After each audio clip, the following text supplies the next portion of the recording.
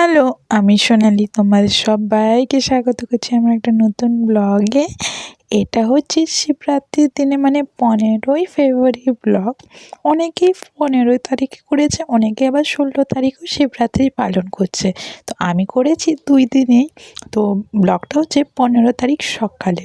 তো সকালে চান টান করে আমার গোপু সোনাদেরকে রেডি করতে চলে এসলাম। দেখো, আজকে পঞ্চামৃত দিয়ে আমার গপুকে ভালো করে চান করিয়ে একটা ভালো সুন্দর জামা বানিয়ে দিয়েছিলাম, যেটা দুর্গাপুজোর সময় সেটাই আজকে পরালাম।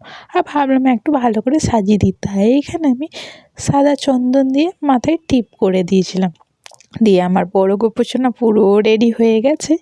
এবার আন্টির পুচকু করা গপুটা আমার কাছে সেদিন ছিল, তো সেদিন গপুকেও আমি আবার রেডি করে দিয়েছি দেখো সুন্দর করে।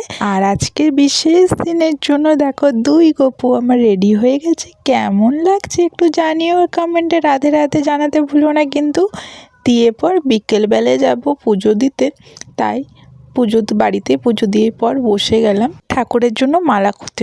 ছোটোর থেকে দেখে আসছি মালাটা শুধু ওই মাঝের যেটা থাকে সেটা দিয়েই করা হয়, ওপরেগুলো কিন্তু ছাড়িয়ে দেয়। তো আমি ভাবলাম একটু অন্যরকম করে দেখি কীরকম হয়।